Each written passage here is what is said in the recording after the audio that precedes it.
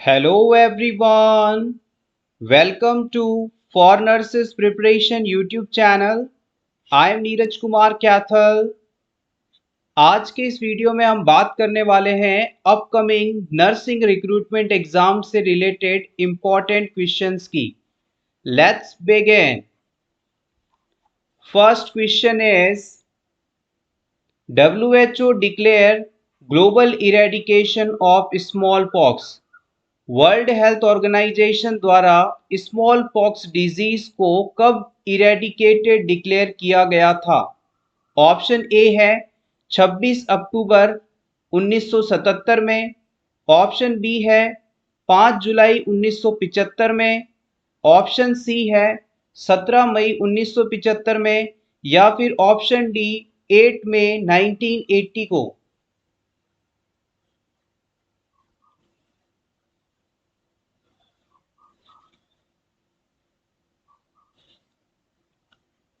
The right answer is option D. 8 मई 1980 को WHO द्वारा smallpox disease को eradicated declare किया गया था।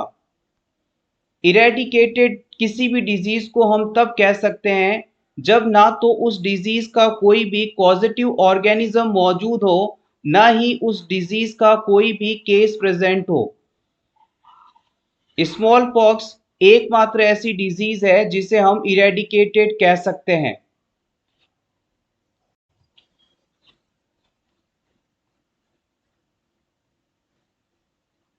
Question number 2. A nurse is caring for a client with diagnosis of chronic renal failure who has just told by the healthcare provider that hemodialysis is necessary. Which clinical manifestation indicates the need for hemodialysis?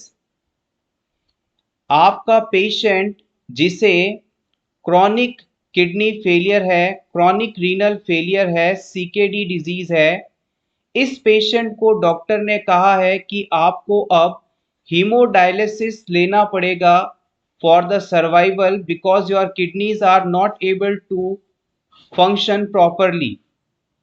आपको ये बताना है कि किसी भी client को haemodialysis लेने के लिए कब कहा जाता है। ऑप्शन 1, अगर पेशेंट में एसाइटिस हो तो। ऑप्शन बी, एसिडोसिस हो तो।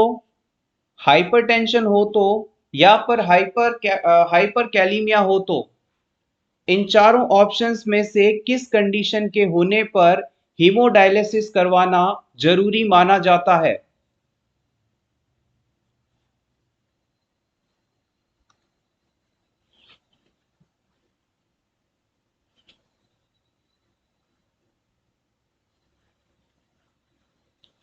सबसे पहले हम बात कर लेते हैं कि सही जवाब क्या है।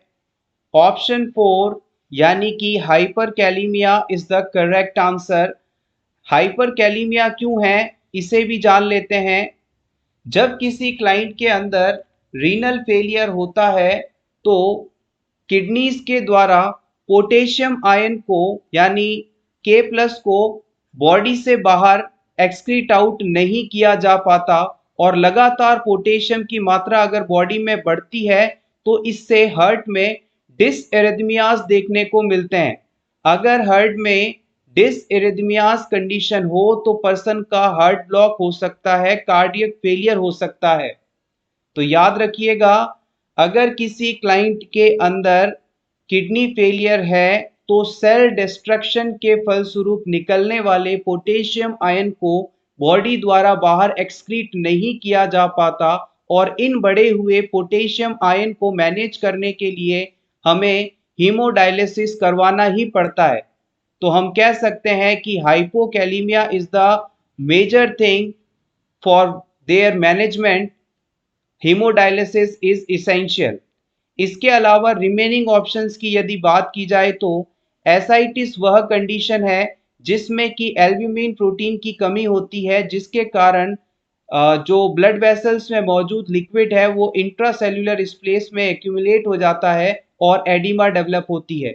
एसाइटिस के ट्रीटमेंट के लिए डायलिसिस का इस्तेमाल जनरली नहीं किया जाता, इसके लिए एल्ब्यूमिन प्रोटीन का एडमिनिस्ट्रेशन किया जाता है। याद रखिएगा, एल्ब्यूमिन प्रोटीन का एडमिनिस्ट्रेशन यहाँ पर किया जाता है।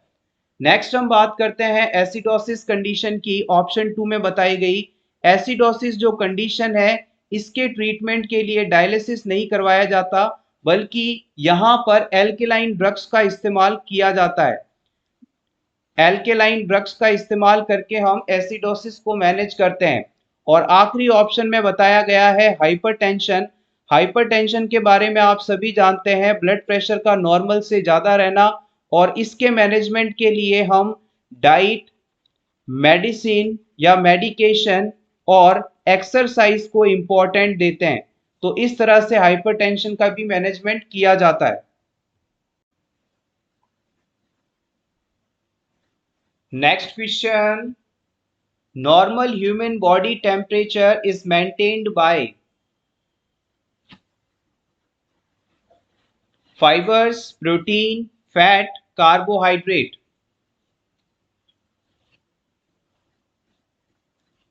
The right answer is option C, it is fat. हमारी बॉडी में स्किन के नीचे फैट की एक लेयर पाई जाती है जो कि इंसुलेटर का काम करती है। इंसुलेटर का मतलब है कि ऊष्मा अवरोधी, ना तो ये बॉडी से बनी हीट को बाहर जाने देता है और ना ही बाहर से हीट को अंदर आने देता है। इस तरह से बॉडी के अंदर एज अ इंसुलेटर काम करता है, और इसी प्रकार से फैट द्वारा बॉडी के टेम्परेचर को मेंटेन किया जाता है। अगर आपसे पूछ लिया जाए कि बॉडी में टेम्परेचर को मेंटेन करने वाले सेंटर का क्या नाम है, तो आप बताएंगे it is hypothalamus. Hypothalamus structure जो कि ब्रेन में पिट्यूटरी ग्लैंड के ऊपर पाई जाती है, उसके द्वारा टेम्परेचर का रेगुलेशन किया जाता है।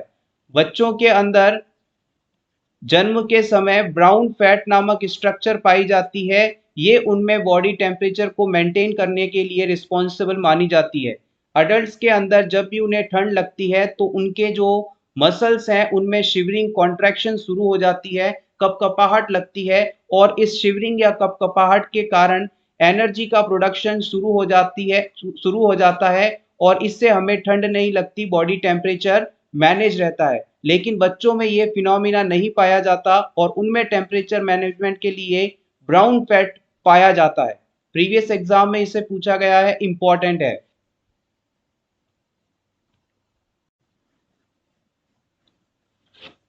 Next question, the nurse is teaches a client about using crutches. आप एज अ नर्स किसी क्लाइंट को क्रचेस कैसे इस्तेमाल करने हैं इसके बारे में बता रहे हैं। Instructing the client to support the weight primarily on which of the following body area। इस क्लाइंट को क्रचेस इस्तेमाल करते समय अपने बॉडी वेट को किस बॉडी एरिया पर रखना है, ऐसा आप बताएंगे। एक्जिला पर, एल्बो पर, अपर आर्म्स पर या फिर हैंड्स पर। क्रचेस का सिंपल मतलब है बैसाखी। बैसाखी का इस्तेमाल करते समय आपको बैसाखी का शरीर का जो वजन है वो अपने किस एरिया पर रखना है, axilla, elbow, upper arm, hand.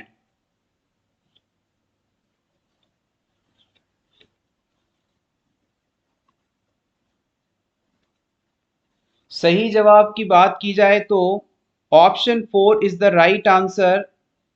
जब भी कोई भी व्यक्ति क्रचेस इस्तेमाल करे तो उसे हमेशा अपने बॉडी वेट को अपने हैंड्स पर रखना चाहिए।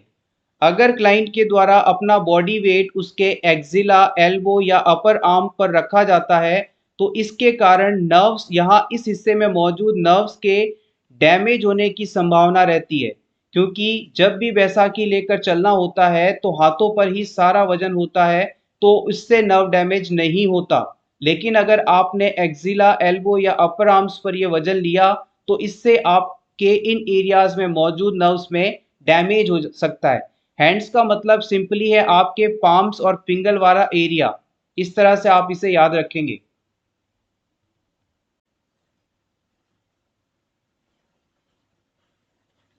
Next question is pulse pressure of BP 140/90। अगर किसी क्लाइंट का blood pressure 140/90 mm of Hg है तो इसका पल्स प्रेशर कितना होगा? 50, 140, 90 या ये सभी, या इनमें से कोई नहीं?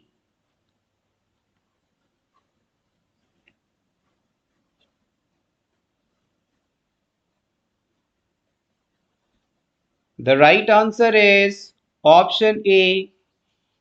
अगर किसी क्लाइंट का ब्लड प्रेशर 140/90 है तो उसके अंदर जो पल्स प्रेशर होगा वो 50 mm ऑफ Hg होगा। जब भी किसी क्लाइंट के अंदर आपको पल्स प्रेशर कैलकुलेट करना हो तो याद रखिएगा सिस्टोलिक ब्लड प्रेशर में से डायस्टोलिक ब्लड प्रेशर को घटा दिया जाता है। अगर किसी क्लाइंट का, मान लीजिए इसी एग्जाम्पल को लेते हैं, अगर किसी क्लाइंट का ब्लड प्रेशर 140 है,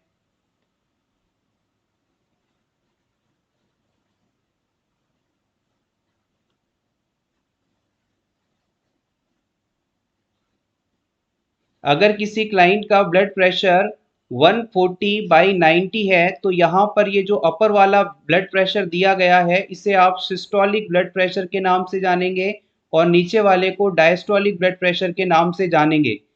अब अगर आपको पल्स प्रेशर निकालना है तो 140 यानी सिस्टोलिक ब्लड प्रेशर में से 90 यानी कि डायस्टोलिक ब्लड प्रेशर को माइनस कर देंगे और आंसर आएगा 50 mm of Hg। This is the right thing. इस तरह से आप सिस्टोलिक ब्लड प्रेशर में से डायस्टोलिक ब्लड प्रेशर को घटाकर पल्स प्रेशर निकाल सकते हैं।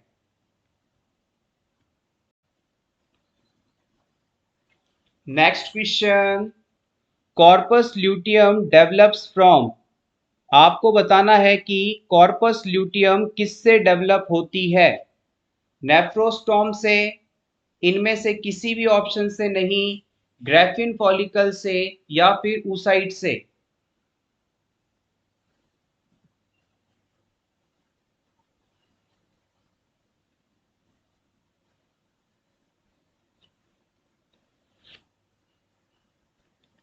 The right answer is option C, बिल्कुल सही जवाब है आपका।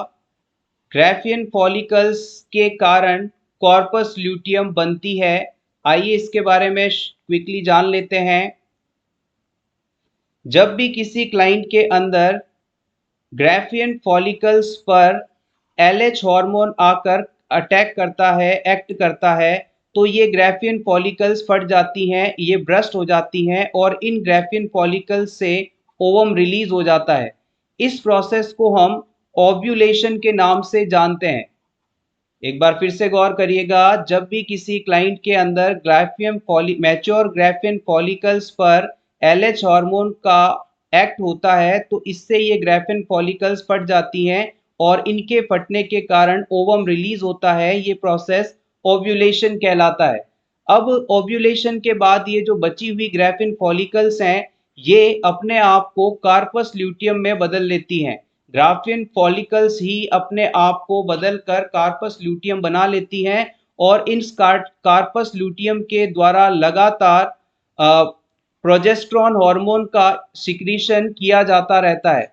प्रोजेस्टेरॉन हार्मोन का सिक्रीशन लगातार इन कॉर्पस ल्यूटियम द्वारा किया जाता है और ये प्रोजेस्टेरॉन हार्मोन जब तक कि प्लेसेंटा डेवलप ना हो यानी कि 12 वीक के गेस्टेशनल एज तक प्रेगनेंसी को मेंटेन करने का काम करता है।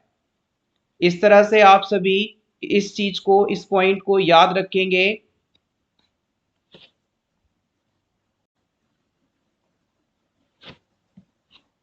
Next question, correct statement related to abdominal पैरासेंटेसिस।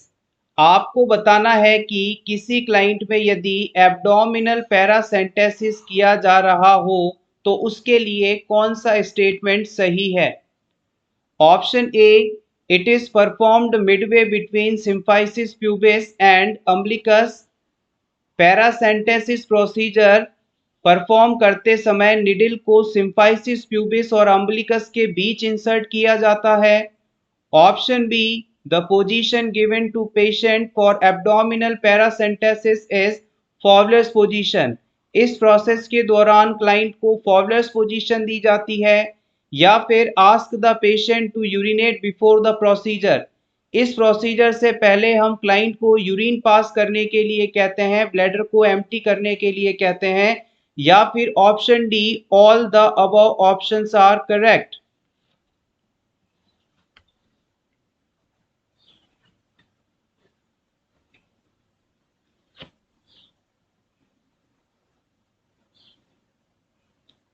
इस प्रोसीजर के बारे में जानने से पहले, आंसर को जानने से पहले इस प्रोसीजर के बारे में जान लेते हैं। मान लीजिए ये आपका एब्डोमेन है, ये आपका एब्डोमेन है और इस एब्डोमेन के चारों तरफ पेरिटोनियम लेयर पाई जाती है। इस एब्डोमेन के सभी कंटेंट्स को पेरिटोनियल लेयर के द्वारा घेर कर रखा जाता है, और ये पेरिटोनियल जो लेयर है, दो लेयर से मिलकर बनी स्ट्रक्चर होती है। जो बाहर वाली जो लेयर होती है उसे हम पैराइटल पेरिटोनियम के नाम से जानते हैं। ये जो बाहर वाली लेयर आप देख रहे हैं, इसे आप पैराइटल पेरिटोनियम के नाम से जानते हैं। और जो ये अंदर वाली लेयर आप देख रहे हैं, इसे आप विसरल पेरिटोनियम के नाम से जानते हैं। It is called visceral peritoneum. अगर इन दोनों लेयर्स के बीच में, अगर इन दोनों लेयर्स के बीच में किसी कारण से आपको एबनॉर्मल फ्लूइड का कलेक्शन देखने को मिले, तो ये कंडीशन एसाइटिस कहलाती है। अगर मान लीजिए किसी कारण से इन दोनों लेयर्स के बीच में बहुत ज़्यादा एक्सेसिव एबनॉर्मल फ्लूइड का एक्यूमुलेशन हो जाए, तो ये कंडीशन जो है एसाइटिस के नाम से जानी जाती है। It is called ascites condition. इसके बारे में हम प्रीवियसली अभी डिस्कस कर चुके हैं।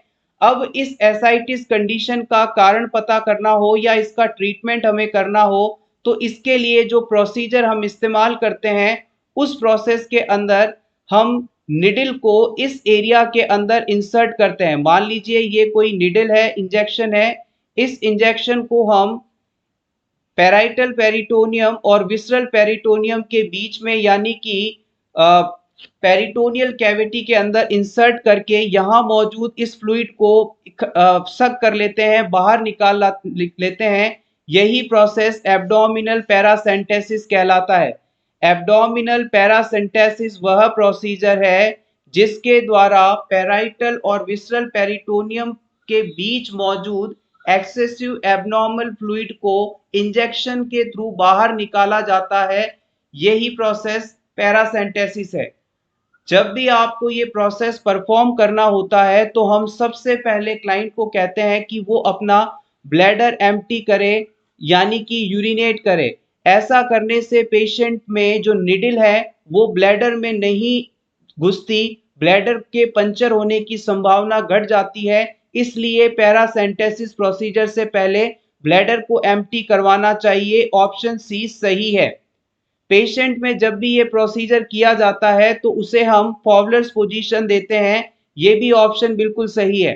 फॉरवर्ड पोजीशन का मतलब है क्लाइंट को कुछ इस प्रकार से बिठा देना, 60 से 90 डिग्री का एंगल देकर बिठा देना। जब भी हम इस प्रोसेस के दौरान निडल को इंसर्ट करते हैं, तो निडल जो है हमारी सिम्फाइसिस प्यूबिस बोन, हमारी सिम्फाइसिस प्यूबिस बोन और अम्बिलिकस यानी जो नाभि होती है, इनके लगभग बीच में सेंटर पॉइंट में इंसर्ट की जाती है। ये ऑप्शन भी सही है। तो हम कह सकते हैं option A, B and C all are correct. So here option D is correct.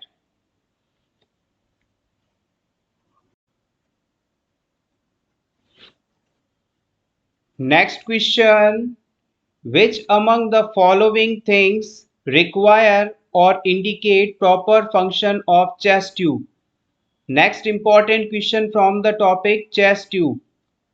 अगर किसी क्लाइंट में चेस्ट ट्यूब ड्रेनेज सिस्टम लगा हो, तो कौन सी फाइंडिंग ये बताती है कि ये चेस्ट ट्यूब जो है प्रॉपरली फंक्शन कर रही है? Option A, chest drainage should be upright and below the level of insertion. Chest drainage जो बॉटल है वो बिल्कुल स्ट्रेट रखी होनी चाहिए और जिस लेवल पर ट्यूब इंसर्ट की गई है उससे नीचे होनी चाहिए। ऑप्शन बी कहता है water seal fluctuate with patients inspiration and expiration. इस सिस्टम में जो वाटर सील लगा होता है वो पेशेंट के सांस लेने या सांस छोड़ने पर ऊपर नीचे होता है, उसमें फ्लक्चुएशन होता है।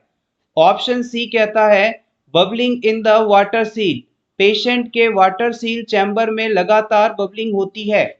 ऑप्शन डी कहता है all the above are correct, ये सभी ऑप्शन सही हैं।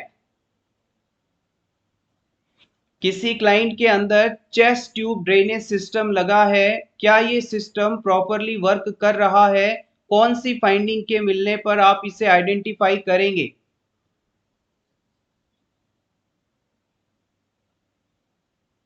यहाँ पर जो चेस्ट ट्यूब दी गई है नाम, इसे कई बार आप थोरैकोस्टोमी ट्यूब के नाम से भी जानते हैं। It is sometime also known as thoracostomy tube. इसे आप थोरैकोस्टोमी ट्यूब के नाम से भी जानते हैं। ये एक फ्लेक्सिबल ट्यूब होती है जिसे हम चेस्ट वॉल के थ्रू प्लूरल स्पेस में इंसर्ट करते हैं। प्लूरल स्पेस क्या है इसे भी जान लेते हैं। मान लीजिए ये किसी क्लाइंट की ट्रैकिया है, ये कैरिना पॉइंट पर बाइफरगेट हुई और ये पेशेंट के लंग्स हैं। अब इन हर लंग्स की बात की जाए तो इस लंग्स को कवर करने के लिए दो लेयर्स पाई जाती हैं। एक तो लंग्स खुद की लेयर और एक बाहर वाली लेयर जिसे आप चेस्ट वॉल कह सकते हैं। इस चेस्ट वॉल और लंग्स की खुद की जो लेयर है इसके बीच के स्पेस को अपन प्लूरल कैविटी के नाम से जानते हैं। अगर किसी क्लाइंट में इस प्लूरल कैविटी के अंदर पस, एयर, ब्लड या लिम्फ फ्लूइड आदि भर जाए तो ये कंडीशन जो है एबनॉर्मल होती है और इस एबनॉर्मल कनेक्शन को निकालने के लिए हम चेस्ट ट्यूब का इस्तेमाल करते हैं। एक बार फिर से देखिएगा, अगर किसी क्लाइंट की प्लूरल कैविटी यानी कि चेस्ट वॉल और लंग्स के बीच में एबनॉर्मल रूप से फ्लूइड, ब्लड, एयर या वाटर एक्यूमुलेट हो जाए तो इसे हम प्लूरल इफ्यूजन के नाम से जानते हैं। It is called pleural effusion. इस प्लूरल इफ्यूजन को ठीक करने के लिए हम इस स्पेस के अंदर निडल या इंसर्शन या ट्यूब को इंसर्ट करके सारा फ्लूइड एयर इसे ड्रेन कराते हैं। यही ट्यूब चेस्ट ट्यूब के नाम से जानी जाती है। अब आपको इस चेस्ट ट्यूब के बारे में बताना है कि कौन सा स्टेटमेंट इसकी प्रॉपर फंक्शनिंग को बताता है। देखिएगा यहाँ पर ऑप्शन डी जो है बिल्कुल सही है। Option D is the correct choice here. जब भी पेशेंट में चेस्ट ट्यूब सिस्टम लगाया जाता है वो हमेशा अपराइट पोजीशन में रखना चाहिए और जो सिस्टम है, कलेक्शन बैग है, ड्रेनेज है, वो हमेशा जिस लेवल पर चेस्ट ट्यूब इंसर्ट की गई है उससे नीचे होना चाहिए। जब पेशेंट गैस इन करेगा, एयर इन करेगा या आउट करेगा तो उस समय वाटर सील जो है उसमें फ्लक्चुएशन देखा जाता है। ये पॉइंट भी बिल्कुल सही है और वाटर सील चैम्बर के अंदर लगातार बबलिंग देखने को मिलती है। This is also the right thing. तो हम कह सकते हैं कि option D is the correct answer. Option D जो है वो बिल्कुल सही जवाब है। जब किसी क्लाइंट के अंदर ये चेस्ट ट्यूब इंसर्ट की जाती है तो इस प्रोसेस को हम थोरासेंटेसिस के नाम से जानते हैं और इस ट्यूब के द्वारा या निडल के द्वारा प्लूरल कैविटी के अंदर नेगेटिव प्रेशर क्रिएट किया जाता है और इस नेगेटिव प्रेशर के कारण जो एक्यूमुलेशन है वो बाहर खींच लिया जाता है। नेगेटिव प्रेशर का मतलब है कि पेशेंट में जो लंग्स हैं वो री एक्सपेंश हो जाएंगे। लंग्स जो है लंग्स का जो है री एक्सपेंशन होगा। एक्सपेंशन का मतलब होता है लंग्स का फूलना और री एक्सपेंशन का मतलब है लंग्स का पिचकना या डिफ्लेट होना। यहाँ पर एग्जाम में आपसे कुछ इंपॉर्टेंट टर्म्स पूछी जा सकती हैं, इसे भी हम क्विकली रिवाइज कर लेते हैं।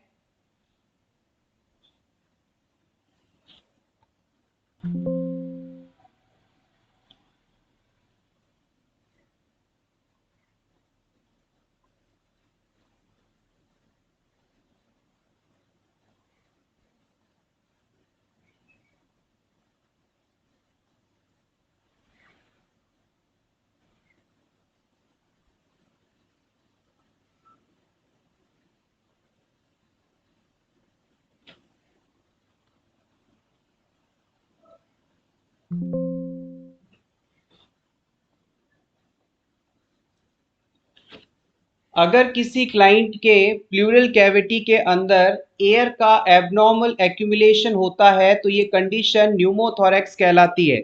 अगर किसी क्लाइंट की प्लूरल कैविटी के अंदर एयर का एक्यूमुलेशन हो जाता है तो ये कंडीशन न्यूमोथोरैक्स कहलाती है। आप चाहें तो इसे नोट कर सकते हैं। अगर किसी क्लाइंट के प्लूरल कैविटी के अंदर ब्लड का एबनॉर्मल कलेक्शन हो जाता है तो ये कंडीशन जो है हीमोथोरैक्स कहलाती है। It is called haemothorax. अगर किसी क्लाइंट के अंदर फ्लूइड या वाटर का एक्यूमुलेशन हो जाता है तो इसे आप हाइड्रोथोरैक्स कहते हैं। मान लीजिए कि यहाँ पर वाटर एबनॉर्मली एक्यूमुलेट हो गया तो ये कंडीशन जो है वो हाइड्रोथोरैक्स कहलाएगी। This is called hydrothorax. इसके अलावा अगर किसी क्लाइंट के अंदर काइल जो है लिम्फ फ्लूइड जो है वो अगर एक्यूमुलेट हो गया, लिम्फ जो है जिसे आप काइल के नाम से भी जानते हैं, अगर ये एक्यूमुलेट हो जाए तो ये कंडीशन जो है काइलोथोरैक्स कहलाती है। This is called chylothorax. This is the white colour substance. Lymph जो है, काइल जो है, ये सफेद कलर का लिक्विड होता है।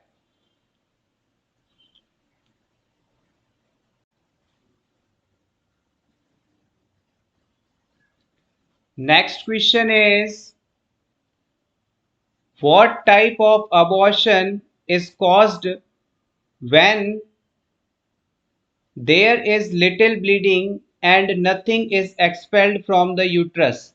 अगर किसी प्रेग्नेंट क्लाइंट के अंदर वेजाइना से हल्की फुल्की ब्लीडिंग हो और यूट्रस से प्रोडक्ट ऑफ कंसेप्शन कुछ भी ना बाहर निकले तो ये किस प्रकार का एबॉर्शन है, ये आपको बताना है। बेसिकली एबॉर्शन का टाइप आपको बताना है। ऑप्शन ए में है हैबिचुअल, इनकम्प्लीट, सस्पेक्टेड या कंप्लीट।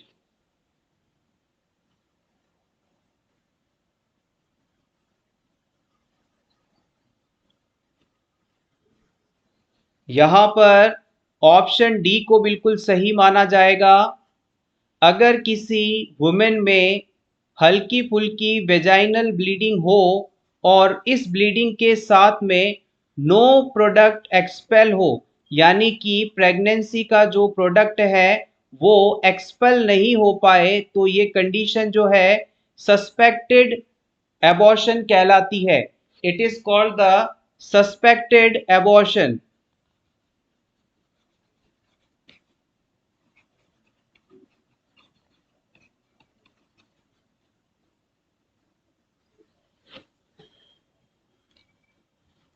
सॉरी, यहाँ पर जो आंसर है वो मैंने गलत मेंशन कर दिया है। This is option C. यहाँ पर ऑप्शन सी सही होगा। Option C is the correct choice here, suspected abortion.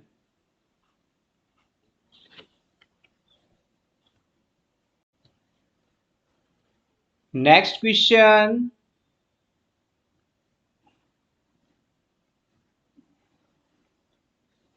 which information obtained from the visit to the client with hemophilia would cause the most concern? आप किसी haemophilia वाले patient से मिलने गए और इस पेशेंट द्वारा दी गई कौन सी इंफॉर्मेशन सबसे ज़्यादा कंसर्न है, यानी कि सबसे ज़्यादा चिंता की बात कौन सी बात कहने पर मानी जाएगी? Option A, like to play football. अगर हीमोफीलिया का पेशेंट फुटबॉल खेलना पसंद करता है। या फिर drink several carbonated drinks per day, हर दिन कई गिलास वो कार्बोनेटेड ड्रिंक्स यूज़ करता है। या फिर ये पर्सन, इसकी दो सिस्टर्स हैं और दोनों ही सिकल सेल ट्रैक्ट से सफरिंग हैं। या फिर ये पेशेंट दर्द के लिए एसिटामिनोफेन टैबलेट का इस्तेमाल करता है।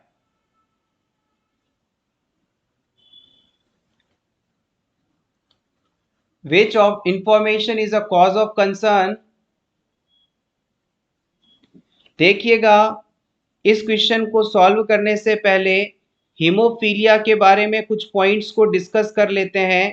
हीमोफीलिया को आप रॉयल डिजीज के नाम से भी जानते हैं। हीमोफीलिया बेसिकली क्लॉटिंग फैक्टर्स की कमी के कारण होने वाला डिजीज है। क्लॉटिंग फैक्टर की डेफिशिएंसी हो जाती है यहाँ पर और इनके कारण ब्लड क्लॉट नहीं बन पाता। हीमोफीलिया बेसिकली दो टाइप का होता है, haemophilia A and haemophilia B. Haemophilia A के अंदर क्लॉटिंग फैक्टर नंबर 8 की डेफिशिएंसी हो जाती है और हीमोफीलिया बी के अंदर क्लॉटिंग फैक्टर नंबर 9 की डेफिशिएंसी हो जाती है। अब इस पेशेंट जिसमें हीमोफीलिया है, ये ब्लीडिंग के रिस्क पर है। ये आपका पेशेंट जो है इसमें ब्लीडिंग की रिस्क है। इसे थोड़ी भी चोट यदि लग जाए तो क्लॉटिंग फैक्टर्स के अभाव के कारण बहुत ज़्यादा ब्लीडिंग इसमें हो सकती है। तो अगर ये पेशेंट कहता है कि मैं अपने दर्द को कंट्रोल करने के लिए एसिटामिनोफेन लेता हूँ, पैरासीटामोल लेता हूँ, तो ये कोई प्रॉब्लम की बात नहीं है। यहाँ पर इससे हमें कोई कंसर्न नहीं है। Option D is correct, incorrect here. इसके बाद अगर ये क्लाइंट कहता है कि इसकी दो सिस्टर्स हैं और दोनों ही सिकल सेल ट्रैक्ट हैं इनके अंदर, तो ये भी कॉज ऑफ कंसर्न नहीं है। इस पेशेंट के द्वारा कार्बोनेटेड ड्रिंक्स को पिया जाता है, it is not a cause of concern. लेकिन अगर ये पेशेंट कहता है कि वो फुटबॉल खेलता है, यानी कि फुटबॉल एक कॉन्टैक्ट स्पोर्ट्स है, फुटबॉल एक कॉन्टैक्ट स्पोर्ट्स है और इसे खेलने के दौरान क्लाइंट में इंजरी होने का संभावना बहुत ज़्यादा रहता है।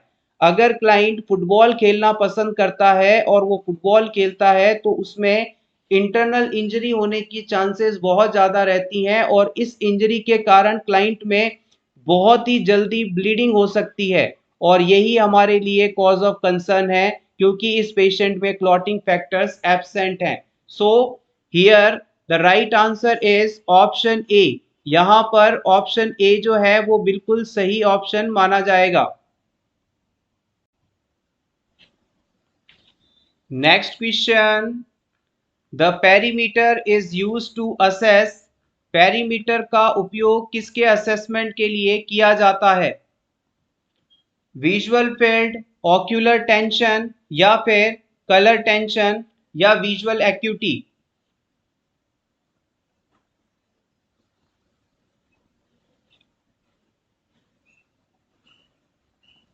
द राइट आंसर इज, याद रखिएगा, पेरीमीटर की सहायता से हम विजुअल फील्ड का असेसमेंट कर सकते हैं। एक पर्सन के द्वारा कितना एरिया देखा जा सकता है इसे आप विजन फील्ड कहते हैं and it can be checked by the perimeter device. Next हम बात करते हैं, bleeding from nose is known as. अगर किसी क्लाइंट की नोज से ब्लीडिंग हो रही हो तो ये कंडीशन क्या कहलाएगी? एपिस्टैक्सिस, हिमोप्टाइसिस, हेमिटेमेसिस या हिमेचूरिया?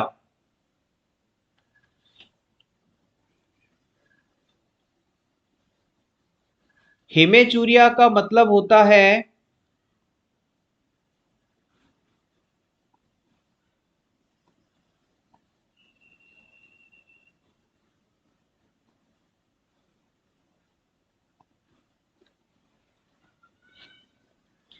हिमेचूरिया कंडीशन का मतलब होता है यूरिन के अंदर ब्लड की प्रेजेंस। यूरिन के अंदर ब्लड की प्रेजेंस हिमेचूरिया कहलाती है। अगर हेमेटेमेसिस की बात की जाए तो ब्लड इन वॉमिटस, अगर वॉमिटिंग के साथ ब्लड मौजूद है तो ये कंडीशन हेमेटेमेसिस है। और हीमोप्टाइसिस का मतलब होता है blood in sputum, blood in sputum या फिर इसे आप ब्लड इन कफ कह सकते हैं। कफिंग के साथ यदि ब्लड आए तो ये कंडीशन हिमोप्टाइसिस है। रिमेनिंग बचता है ऑप्शन ए, एपिस्टैक्सिस जो है यही नोज ब्लीड कहलाती है। Epistaxis means nose bleed.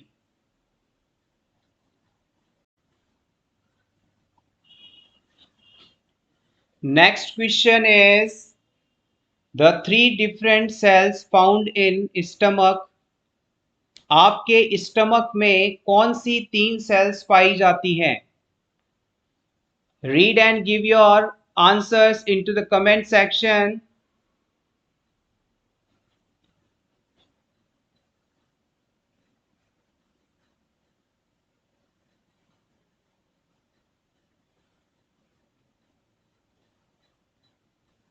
Yes exactly आपका आंसर बिल्कुल सही है।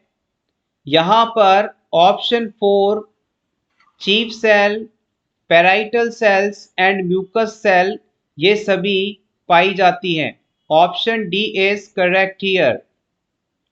आइए वन बाय वन इनके फीचर्स की भी बात कर लेते हैं। चीफ सेल को आप जाइमोजन सेल के नाम से जानते हैं।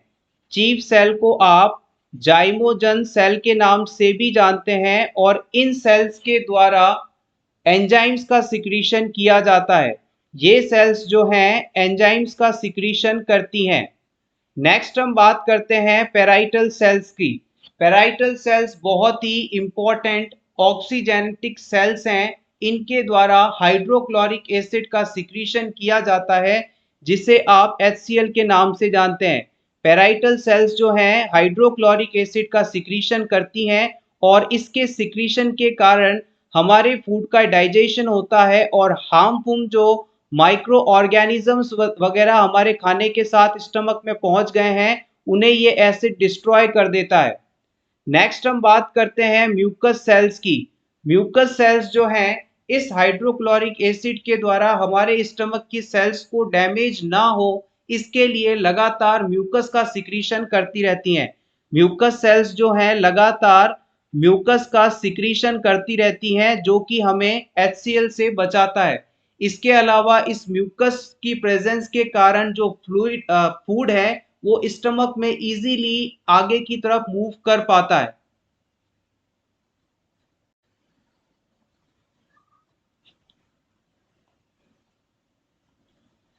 Next question, women are higher risk for human papilloma virus genital infection. क्यों वुमेन्स के अंदर ह्यूमन पैपिलोमा वायरस के इन्फेक्शन होने की संभावना मेल्स की तुलना में ज़्यादा होती है? Option A of their hormonal influence, women की बॉडी में पाए जाने वाले हॉर्मोन्स के कारण। Option B weak immune system के कारण। Option C passive partner in sexual act. Option D they have large mucosal surface area exposed into the genital area.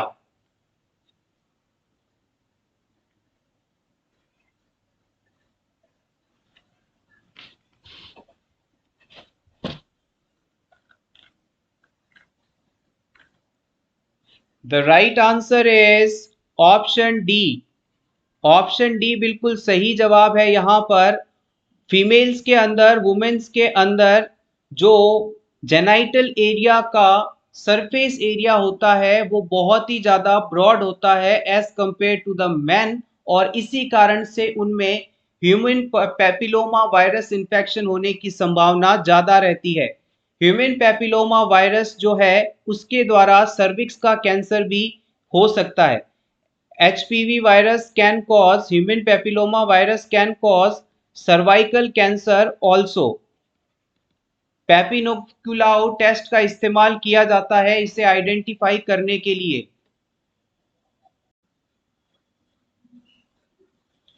Next question, syphilis infection is caused by. Syphilis infection किसके कारण होता है? Virus, fungus, spirochaete या protozoa?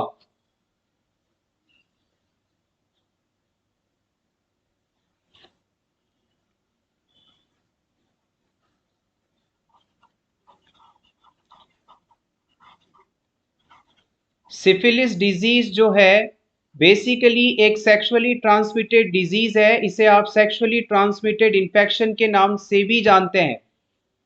Syphilis disease जो है basically bacteria के द्वारा होता है।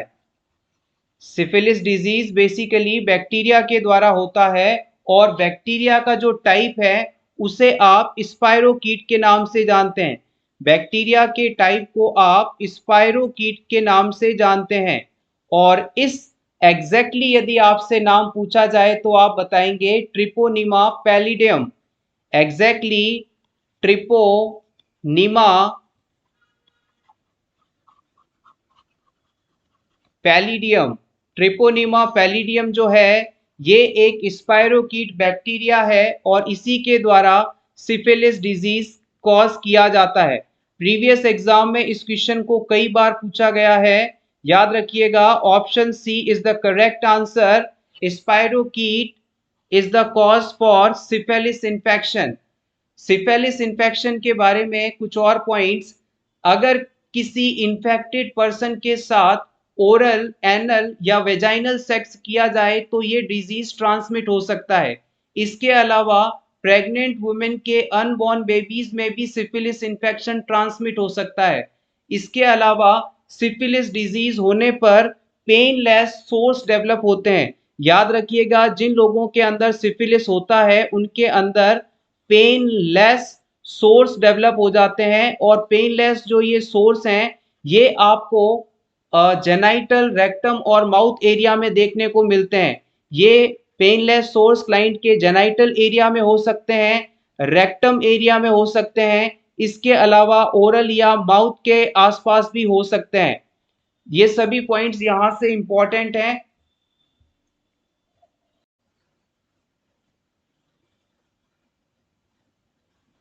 Next question, chewing of food is called.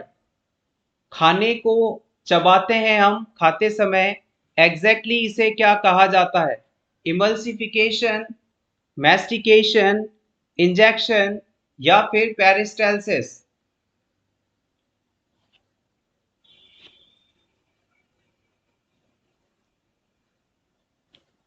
Peristalsis का मतलब होता है वेव लाइक मूवमेंट। ये आपके इंटेस्टाइनल ट्रैक्ट में पाई जाती हैं, जीआईटी में पाई जाती हैं। इनके कारण जो फूड है उसमें फॉरवर्ड मूवमेंट होती है, खाने को आगे पहुंचाने के लिए, जो वेव लाइक कॉन्ट्रैक्शन रिलैक्सेशन की एक सीरीज होती है, मूवमेंट होती है, उसे आप पेरिस्टालसिस के नाम से जानते हैं। इंजेक्शन के बारे में बताने की जरूरत नहीं है, किसी भी चीज को इंजेक्ट करना, to inject is called injection.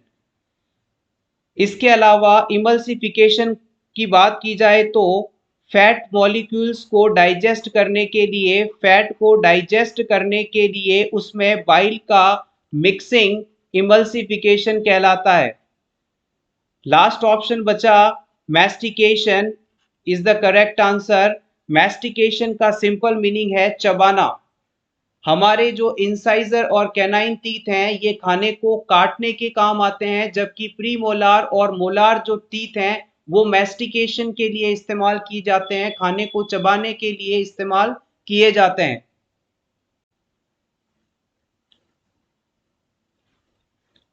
Next question, when receiving hemodialysis the complaint of the removal of too much sodium may occur, for which clinical finding associated with hyponatremia should the nurse assess the client? Select all that may apply. इस question के लिए याद रखना है आपको कि एक से ज़्यादा सही ऑप्शंस हैं और उन सभी को आपको सेलेक्ट करना है। क्वेश्चन आपसे ये पूछना चाह रहा है कि किसी किडनी फेलियर वाले पेशेंट में आपने हीमोडायलिसिस प्रोसेस किया और इस हीमोडायलिसिस प्रोसेस को करने के बाद पेशेंट की बॉडी में सोडियम का बहुत ज़्यादा लॉस देखा गया, यानी कि पेशेंट को सोडियम की कमी हो गई है, हाइपोनेट्रीमिया बोलते हैं इस कंडीशन को, ये चीज़ डेवलप हो चुकी है। तो इस हाइपोनेट्रीमिया के होने के कारण कौन सी फाइंडिंग देखने को मिलेगी, कौन से क्लिनिकल साइंस देखने को मिलेंगे? सबसे पहले हम बात करते हैं ऑप्शन 1 की। ऑप्शन 1 के अंदर दिया गया है चॉस्टिक साइन, इसे हम कई बार पहले भी डिस्कस कर चुके हैं। अगर किसी क्लाइंट के अंदर कैल्शियम की मात्रा नॉर्मल से कम हो जाए तो इस कंडीशन को हम हाइपोकैल्सीमिया कहते हैं, इसे आप टिटेनी भी कहते हैं। टिटेनी होने के कारण पर्सन की बॉडी में फेशियल और स्केलेटल मसल्स में एबनॉर्मल कॉन्ट्रैक्शंस देखने को मिलते हैं। अगर किसी क्लाइंट जिसमें कैल्शियम की कमी हो और आप उसके फेशियल नर्व पर टैपिंग करें तो वहां पर कॉन्ट्रैक्शंस देखने को मिलेंगे, यही चॉस्टिक साइन कहलाता है।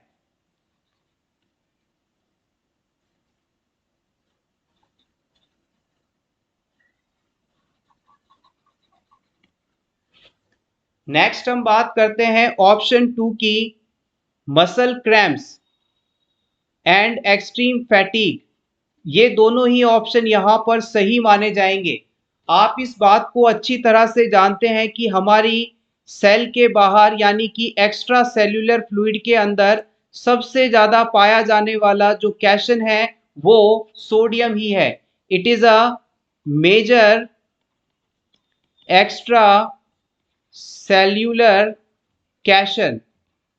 अगर शरीर के अंदर इस मेजर एक्स्ट्रा सेल्यूलर कैशन की कमी हो जाएगी तो क्लाइंट के अंदर जो सोडियम पोटेशियम पंप है वो भी प्रभावित होगा।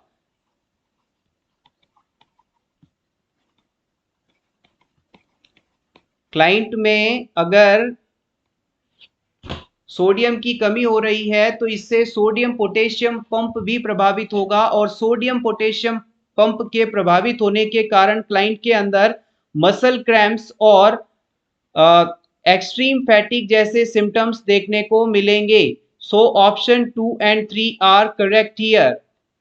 ऑप्शन 4 के अंदर बताया गया है कि कार्डियक डिसरिथमियास होगा जो कि पोटेशियम पर निर्भर करता है। अगर किसी भी क्लाइंट के अंदर पोटेशियम की मात्रा 3.5 से 5.2 के बीच है तब तो ये नॉर्मल है, लेकिन अगर पोटेशियम की मात्रा बढ़े या घटे दोनों ही सिचुएशंस के अंदर पेशेंट में एबनॉर्मल हार्ट रिदम देखने को मिलती है, डिसरिथमियास देखने को मिलते हैं। So option 4 was incorrect.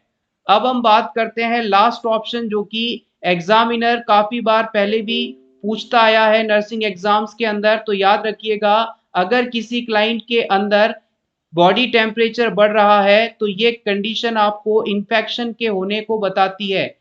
Body temperature का बढ़ना इन्फेक्शन को बताता है, ना कि सोडियम की कमी को। So option 2 and 3 are correct here. Next question. All are belongs to non-verbal communication except, very important point, पूरे क्वेश्चन का मतलब बदलने वाला ये शब्द है एक्सेप्ट। सभी नॉन वर्बल कम्युनिकेशन से संबंध रखते हैं किसी एक को छोड़कर, एक्सेप्ट। उस एक्सेप्ट वाले ऑप्शन को आपको सेलेक्ट करना है। Personal appearance, facial expression, posture and gait, clarity and ब्रीविटी।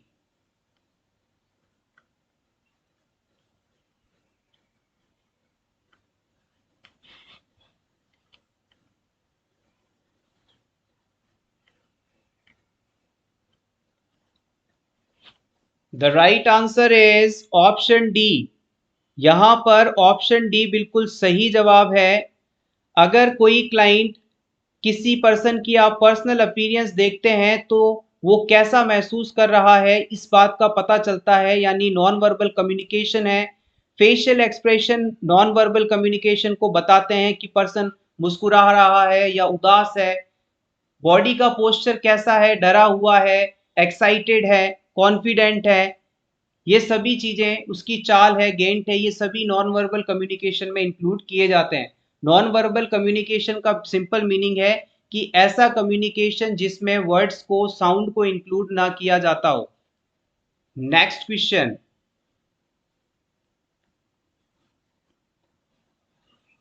All are therapeutic communication technique except, इनमें से कौन सा थेराप्यूटिक कम्युनिकेशन में इंक्लूड नहीं किया जाता? थेराप्यूटिक कम्युनिकेशन टेक्निक का सिंपल मीनिंग है कि जब आप क्लाइंट को केयर प्रोवाइड करने के लिए जाते हैं तो अपने पेशेंट से जिस प्रकार से आप बात करते हैं वो थेराप्यूटिक कम्युनिकेशन है। साइलेंस, एक्सेप्टिंग, ऑफरिंग सेल्फ या फीडबैक, किसे थेराप्यूटिक कम्युनिकेशन में इंक्लूड नहीं करेंगे आप? याद रखिएगा, ऑप्शन डी सही आंसर है। यहां पर feedback is not included into the therapeutic communication. अगर आप साइलेंस रहकर क्लाइंट की बात को सुनते हैं तो इससे आपका कम्युनिकेशन इफेक्टिव होता है, बेहतर होता है। इसे थेराप्यूटिक कम्युनिकेशन टेक्निक में इंक्लूड किया जाता है। आप क्लाइंट की सजेशंस को एक्सेप्ट करते हैं, दिस इज ऑल्सो इंक्लूडेड। आप हर समय क्लाइंट को मदद के लिए खुद को तैयार बताते हैं, this is also a good communication technique. And feedback is not included into the therapeutic communication technique. Option D is correct here. Next question. Early signs of hypoglycemia in patient is, अगर किसी client में glucose का level normal से कम हो जाता है तो ये कंडीशन हाइपोग्लाइसीमिया कहलाती है। हाइपोग्लाइसीमिया का मतलब है डिक्रीज ब्लड ग्लूकोज। इस सिचुएशन में सबसे पहले कौन से साइन देखने को मिलेंगे ये आपको बताना है। डायफोरेसिस, थ्रस्ट, हाइपोटेंशन या लिथार्जी।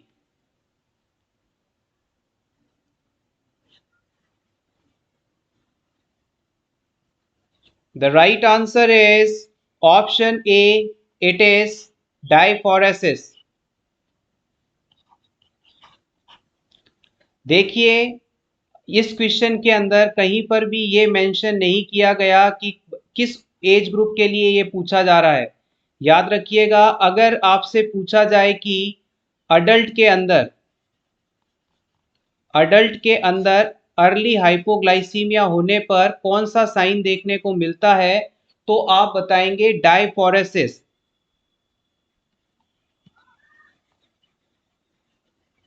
और यदि आपसे पूछ लिया जाए कि बच्चों के अंदर, चाइल्ड के अंदर हाइपोग्लाइसीमिया होने पर क्या अर्लीस्ट साइन देखने को मिलेगा तो आप बताएंगे seizures.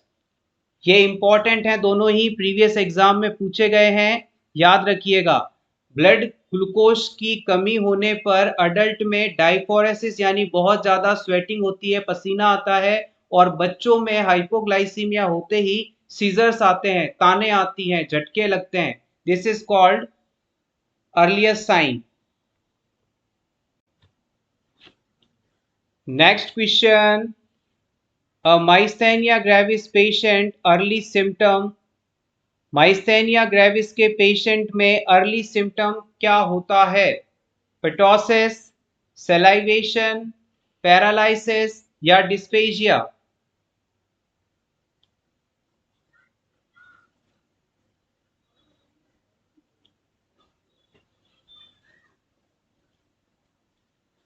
The right answer is option A. अगर किसी क्लाइंट को माइस्थेनिया ग्रेविस है तो उस कंडीशन में पेटोसिस जैसी फाइंडिंग अर्ली सिम्टम के रूप में देखने को मिलती है। आइए बात कर लेते हैं कि ये पेटोसिस एग्जैक्टली क्या है। पेटोसिस को आप ड्रूपलिंग ऑफ आईलिड्स के नाम से जानते हैं। It is called drooping of eyelids. आंखों की पलकों का अचानक बंद हो जाना या नीचे गिर जाना और पेशेंट द्वारा चाहकर भी इसे वापस ऊपर नहीं कर पाना, आंखों को खोल नहीं पाना, पेटोसिस कहलाता है। और ये माइस्थेनिया ग्रेविस जैसी कंडीशन जो कि एसिटाइल कोलिन की कमी होने के कारण होने वाला डिजीज है, उसमें अर्लीस्ट सिम्टम के रूप में देखने को मिलती है। इसके अलावा माइस्थेनिया ग्रेविस के अंदर एसिटाइल कोलिन की कमी होने के कारण नर्व इंपल्स का ट्रांसमिशन या तो बहुत स्लो होगा या बिल्कुल ही नहीं होगा। इस कारण कोऑर्डिनेटेड मूवमेंट का अभाव देखा जाता है। वहीं अगर आपसे पूछ लिया जाए कि माइस्थेनिया ग्रेविस डिजीज के अंदर लेट साइन क्या क्या होते हैं, लेट साइन या सिम्टम्स क्या क्या होते हैं, तो आप क्या बताएंगे?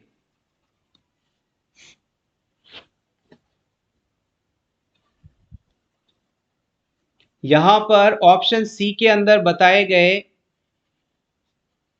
पैरालिसिस और डिस्फेजिया। ये दोनों ही माइस्थेनिया ग्रेविस के लेट साइंस माने जाते हैं। डिस्फेजिया का मतलब है difficulty in स्वेलविंग। Next question, after receiving streptomycin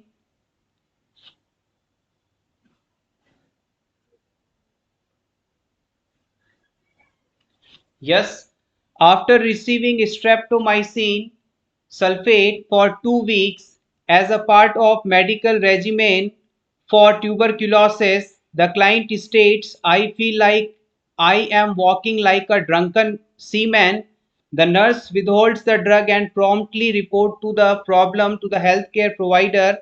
Which part of the body does the nurse determine is being affected as indicated by the symptoms reported by the client? बहुत ही अच्छा question है। Question बहुत ही लंबा language में दिया गया है, लेकिन पूछी आपसे बहुत ही सिंपल चीज गई है। किसी टीबी पेशेंट के अंदर ट्रीटमेंट के लिए हम स्ट्रेप्टोमाइसिन ड्रग दे रहे हैं। ये पेशेंट इस ड्रग को लेने के बाद कहता है कि उसे चलने फिरने में प्रॉब्लम हो रही है। उसे ऐसा लग रहा है कि जैसे कोई ड्रंकन मैन होता है, ड्रिंक किया हुआ पर्सन होता है, जैसे वो लड़खड़ाता हुआ चलता है, उसी प्रकार से ये भी चल रहा है।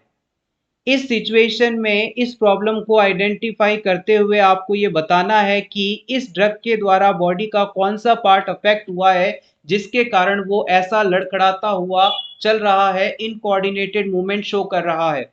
Option A pyramidal tract, option B cerebellar tissue, option 3 peripheral motor edge end plate, या फिर option 4 and cranial nerve vestibular branch.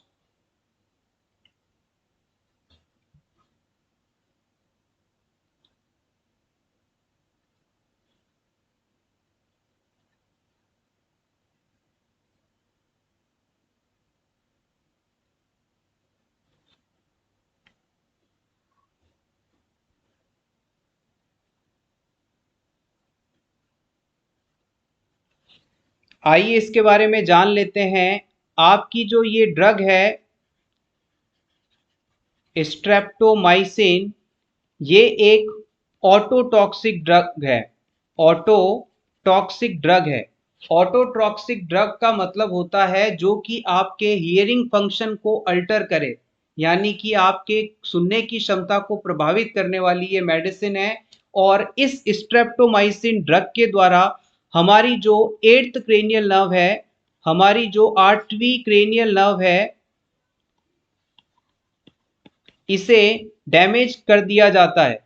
हमारी 8th क्रेनियल नर्व को ये डैमेज कर देती है और इस 8th क्रेनियल नर्व का नाम है वेस्टिब्यूलोकॉक्लियर nerve.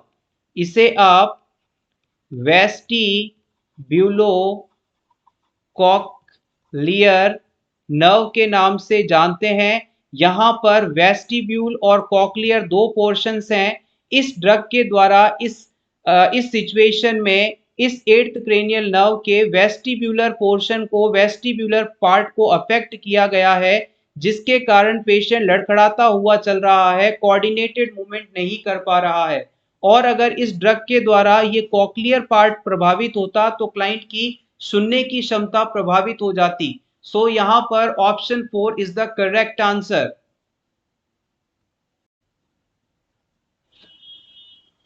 Next question, following condition is one of the indication of vaginal doubt।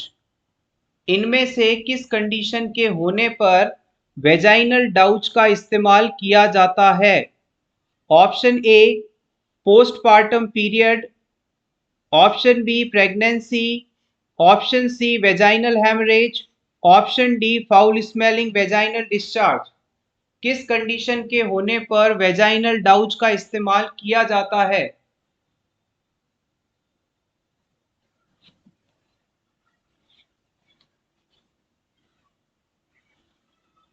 Vaginal Deutsche क्या है? अगर किसी वुमेन के अंदर आपको वेजाइना की क्लीनिंग करनी हो, water plus solutions other solutions को मिलाकर आप वेजाइना की इनसाइड को क्लीन करते हैं तो इस प्रोसेस को आप वेजाइनल डाउच के नाम से जानते हैं। ये प्रोसेस जनरली उस कंडीशन में इस्तेमाल किया जाता है, उन वुमेन्स में इस्तेमाल किया जाता है जिनकी वेजाइना से फाउल स्मेलिंग वेजाइनल ड्रेनेज निकलता हो, डिस्चार्ज निकलता हो। अगर किसी वुमेन की वेजाइना से बदबूदार तरल डिस्चार्ज निकल रहा है तो इस सिचुएशन में वेजाइना को पानी और स्पेसिफिक सॉल्यूशन या फ्लूइड के द्वारा धोया जाता है, साफ किया जाता है। इसी प्रोसेस को हम वेजाइनल डाउच टेक्निक के नाम से जानते हैं। So option D is correct here.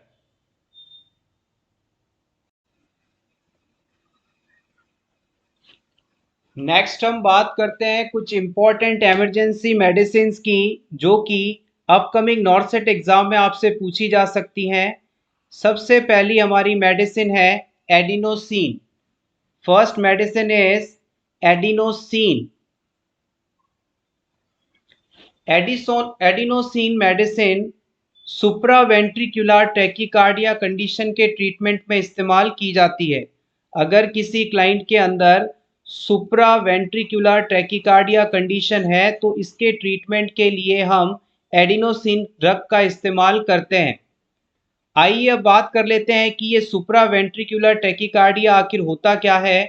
A faster than normal heart rate beginning above the heart's two lower chambers. हमारा जो हार्ट है 4 चैम्बर से मिलके बनी स्ट्रक्चर है। इसमें जो ऊपर वाले 2 चैम्बर्स हैं उन्हें आप एट्रियम या एट्रिया के नाम से जानते हैं और नीचे वाले चैम्बर्स को वेंट्रिकल कहते हैं। अगर किसी क्लाइंट के अंदर वेंट्रिकल के ऊपर मौजूद इन दोनों एट्रियाज के अंदर हार्ट रेट नॉर्मल से ज़्यादा तेज हो, हार्ट का कॉन्ट्रैक्शन नॉर्मल रेट की तुलना में बहुत ज़्यादा तेज हो तो ये कंडीशन सुप्रावेंट्रिकुलर टैकीकार्डिया के नाम से जानी जाती है। Supraventricular tachycardia is a rapid heartbeat that belongs when the normal electrical impulses of the heart rate disrupted।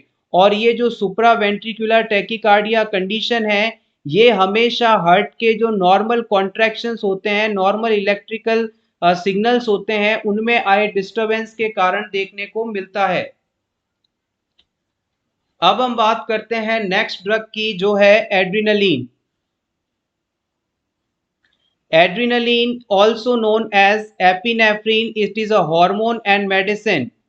Adrenaline जो है इसे आप एपिनेफ्रिन के नाम से भी जानते हैं। बेसिकली ये एक हार्मोन और एक मेडिसिन के रूप में काम करता है। एड्रीनलिन का इस्तेमाल हम एनाफाइलेक्टिक शॉक, ब्रोंकोस्पाज्म या कार्डियक अरेस्ट होने पर इमरजेंसी मेडिसिन के रूप में करते हैं। नेक्स्ट जो मेडिसिन आती है उसे हम एमिनोफाइलिन के नाम से जानते हैं। It is a bronchodilator drug और ये स्मूथ मसल्स को रिलैक्स करवाती है। इस एमिनोफाइलिन ड्रग के कारण अस्थमा, ब्रोंकाइटिस और एम्फाइसीमा का ट्रीटमेंट पॉसिबल हो पाता है। एमिनोफाइलिन जो है बेसिकली हमारे ब्रोंकस को डायलेट करती है, स्मूथ मसल्स को रिलैक्स करवाती है। इस कारण से रेस्पिरेशन रिलेटेड डिफिकल्टीज जिसमें एस्थमा, ब्रोंकाइटिस, एम्फाइसीमा आदि की ट्रीटमेंट में इस मेडिसिन को दिया जाता है। एमिनोफाइलिन ड्रग के साइड इफेक्ट की बात की जाए तो इसमें हाइपोटेंशन देखने को मिलता है। सो एवरीवन, ये था हमारा आज का वीडियो। होपफुली आपको आज की ये क्लास अच्छी लगी होगी। अगर वीडियो अच्छा लगा हो तो प्लीज़ इसे लाइक कर दीजिएगा। Thank you so much and best of luck.